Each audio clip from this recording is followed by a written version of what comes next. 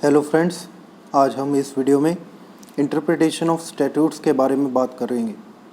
देखिए, interpretation of statutes basically है क्या। देखिए, इंटरप्रिटेशन का मीनिंग होता है कि किसी भी सेंटेंस या शब्दों के कॉम्बिनेशन का उसका असल मतलब निकालना, उसे हम कहते हैं इंटरप्रिटेशन। उसका असल मीनिंग क्या है, मतलब क्या है, कोई भी सेंटेंस क्या कहना चाहता है।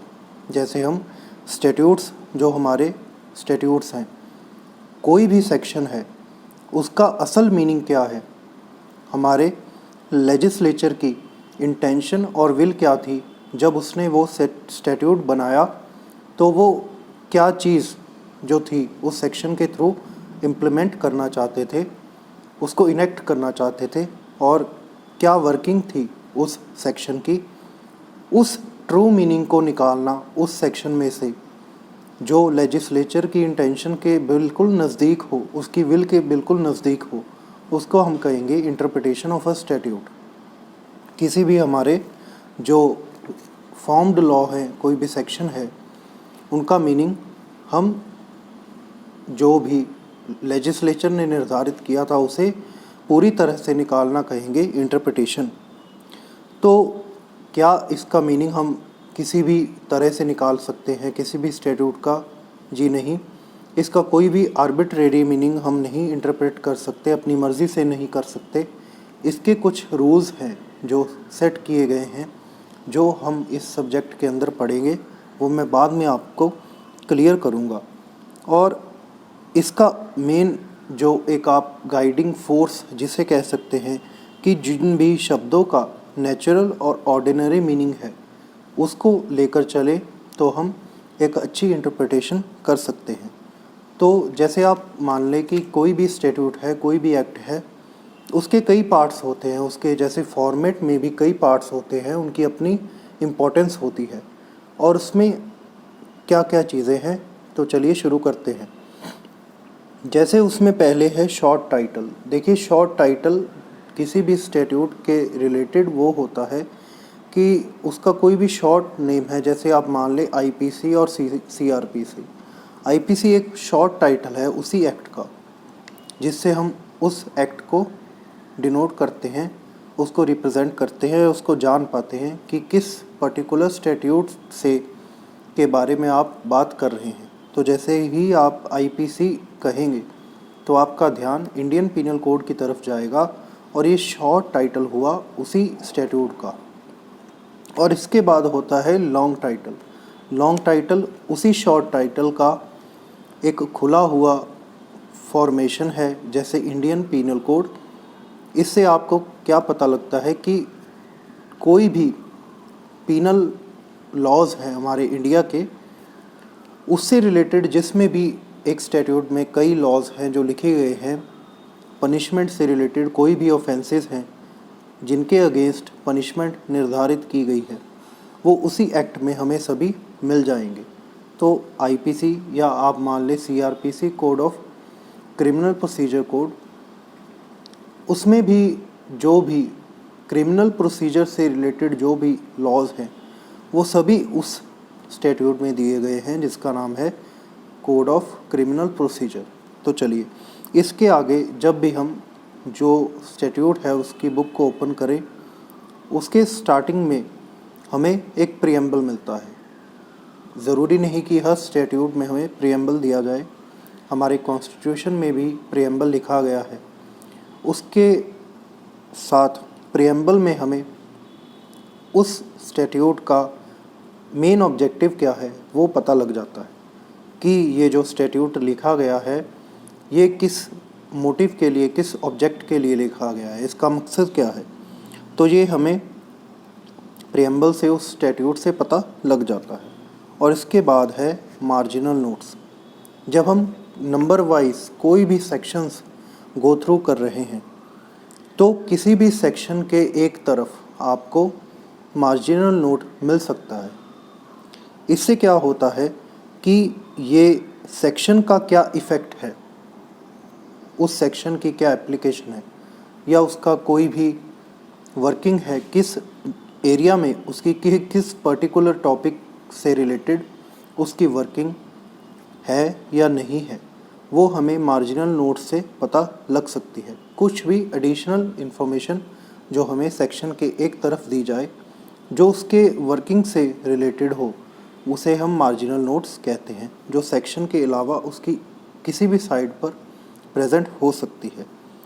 और इसके बाद हमें मिलता है स्टैट्यूट में हेडिंग्स। हेडिंग्स वो हैं जो कई सेट ऑफ सेक्शंस हैं, जैसे आप मान लें 5 और 10 से रिलेटेड, 5 से लेकर 10 तक जितने भी सेक्शंस हैं वो किसी एक टॉपिक से रिलेटेड हैं। तो जो हेडिंग है हमें ये फेमिलियर करवाती है, उससे हमें रूबरू कराती है कि जो ये इतने नंबर्स के सेक्शंस हैं वो इस हेड के अंदर हैं, वो इसी टॉपिक से रिलेटेड हैं। और इसके बाद हमें स्टैट्यूट में मिलता है डेफिनेशंस। देखिए, डेफिनेशन कोई भी स्टैट्यूट में तभी दी जाती है जब किसी एक वर्ड का मीनिंग उस पर्टिकुलर स्टैट्यूट में किसी पर्टिकुलर सेंस में यूज़ किया जाना चाहिए। डेफिनेशन से हमें ये क्लियर होता है कि इस वर्ड का इस स्टैट्यूट में क्या मीनिंग है। ये हम डेफिनेशन से हम देखते हैं कि इस स्टैट्यूट की सेंस में हम इस वर्ड को किस मीनिंग में लें। ये हमें डेफिनेशन से पता लगता है। ज़्यादातर ये सेक्शन जो स्टैट्यूट के इनिशियल पॉइंट पर ही मिल जाती हैं हमें। और इसके बाद है प्रोवाइज़ो। किसी भी सेक्शन के नीचे हमें एक प्रोवाइज़ो दिया जाता है। ये सेक्शन का इनेक्टिंग पार्ट नहीं होता है, पर कभी कभार ये किसी भी सेक्शन की वर्किंग को एक्सटेंड भी करता है और उसे लिमिटाइज भी करता है in respect of a particular situation. तो प्रोवाइज़ो से हमें उस सेक्शन के वर्किंग के बारे में कुछ एडिशनल इन्फॉर्मेशन मिलती है जिससे उसकी वर्किंग ज़्यादा या कम हो सकती है। और इसके बाद है इलस्ट्रेशन। इसका सेक्शन से कोई भी वर्किंग से कोई रिलेशन नहीं होता। इलस्ट्रेशन सेक्शन से अलग होती है और अगर आप इसे पढ़ेंगे तो आपको ये उस पर्टिकुलर सेक्शन का, उस स्टैट्यूट का, उस लॉ का एक पर्पस पता लगेगा कि पर्टिकुलर सिचुएशन में वो कैसे वर्क करता है। एक तरह से आप मान लें कि इलस्ट्रेशन उसकी एक एग्जांपल है वर्किंग की, जिससे आप उसे एक बेहतर तौर पर समझ सकते हैं, आपकी अंडरस्टैंडिंग अच्छी होगी। और इसके बाद होते हैं एक्सेप्शन। एक्सेप्शन सेक्शन से उस पार्ट को अलग कर देती है, उस सिचुएशन को अलग कर देती है कि अगर एक्सेप्शन ना दी जाए तो सेक्शन की जो इम्प्लीमेंटेशन होगी उस सिचुएशन, उस पर्सन या किसी भी तरह की सिचुएशन पर वो अप्लाई, वो सेक्शन हो जाएगा। अगर वो एक्सेप्शन आपको ज़ाहिर तौर पर मेंशन ना की जाए तो एक्सेप्शन उस कुछ पर्सन्स या सिचुएशंस को उस सेक्शन की इम्प्लीमेंटेशन से बाहर कर देती है। और उसमें होता है एक आगे चलते हैं, उसमें है एक सेविंग क्लॉजेस। सेविंग क्लॉज का ये मतलब होता है कि जो भी कोई भी एक्ट के अमेंडमेंट, इनेक्टमेंट या रिपील होने की वजह से कुछ राइट्स थे जो पहले निर्धारित कर दिए गए हैं, जो एक्सप्लेन है, जो मेंशन्ड हैं, पर रिपील, इनेक्टमेंट और किसी भी तरह से अमेंडमेंट के दौरान जो एक्ट्स हैं, जो पहले ही सेक्शन मेंशन किए गए हैं, जो लॉ बना दिए गए हैं, उनकी प्रोटेक्शन के लिए सेविंग क्लॉज दिया जाता है कि कोई भी अमेंडमेंट, रिपील या इनेक्टमेंट से वो जो पहले रूल्स हैं, लॉज हैं हमारे, वो इफ़ेक्ट नहीं होंगे। जो पहले निर्धारित लॉज हैं हमारे, वो राइट्स हैं, वो एनफोर्स्ड रहेंगे।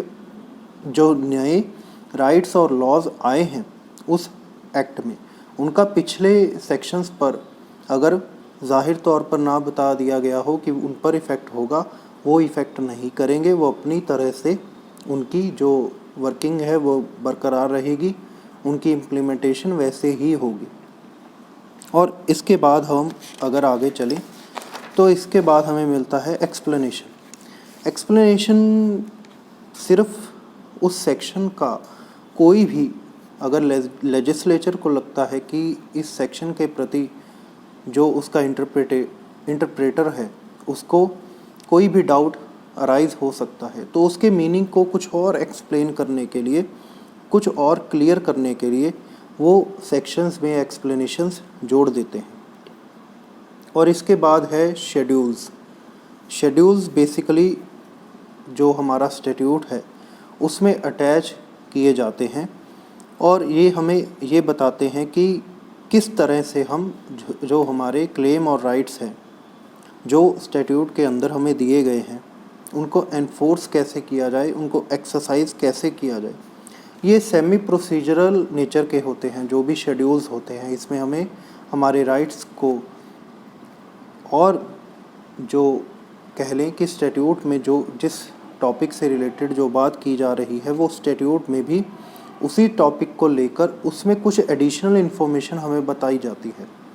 उसी जो राइट्स में जो हमें स्टैट्यूट में दिए गए हैं वो शेड्यूल्स में आकर कुछ वो राइट्स बाइफरकेट हो जाते हैं, जैसे बिखर जाते हैं, इंडिविजुअली स्टैंड करते हैं। उनमें हमें पर्टिकुलर मीनिंग बताया जाता है कि आपके स्टैट्यूट में जो ये राइट है वो इस चीज़ से रिलेटेड है, ऐसे इस तरह से उसको लिमिटाइज और एक्सटेंड किया जाता है, वो शेड्यूल्स में भी दिया जाता है। तो एक तरह से आप मान लें कि जो भी शेड्यूल्स हैं वो एडिशनल इन्फॉर्मेशन की तरह ही काम करते हैं स्टैट्यूट्स के प्रति। और आखिर में हमें मिलती है पंक्चुएशंस। देखिए कोई भी पंक्चुएशंस है जैसे colon, comma, full stop, hyphen, bracket, इनका अपना इंडिविजुअल वर्किंग है। ये आप खुद देख सकते हैं कि फॉर द एग्ज़ाम्पल आप मान लें कि कॉमा है, कोई सेंटेंस है, अगर हम सीधा सीधा लिख देंगे तो उसका मीनिंग कुछ और निकलेगा। अगर हम कोई भी सेंटेंस में अगर कॉमा लगा दें तो जो कॉमा से पहला सेंटेंस जितना भी है अगर उसे हम पढ़ें तो वो एक अलग मीनिंग को प्रदान करता है, एक्सप्लेन करता है। और कॉमा के नेक्स्ट जो रिमेनिंग सेंटेंस होगा उसका मीनिंग अपने आप में स्टैंड करता है। तो दोनों इंडिविजुअल सेंटेंसेस हैं पर एक दूसरे से रिलेटेड हैं, तो इस वजह से हम उनमें कॉमा यूज़ करते हैं कि जो एक का मीनिंग इंडिपेंडेंट है उसको लेकर चलते हुए दूसरे का मीनिंग भी हमें इंटरप्रेट करना है। तो ये था आपका इंटरप्रिटेशन ऑफ स्टैट्यूट्स का इनिशियल पार्ट, उसकी बिगिनिंग और उसका जैसे मान लें मोटिव, ऑब्जेक्टिव, और उसमें क्या क्या जो पर्टिकुलर्स हैं एक स्टैट्यूट में उनका क्या मीनिंग है वो मैंने आपको एक्सप्लेन कर दिया। अब आगे इसी सब्जेक्ट से रिलेटेड, इंटरप्रिटेशन ऑफ स्टैट्यूट से रिलेटेड आपको वीडियोस मैं डालता रहूँगा। आई होप आपको अच्छी लगी हो video. Thank you. Like, share, comment ज़रूर कीजिएगा।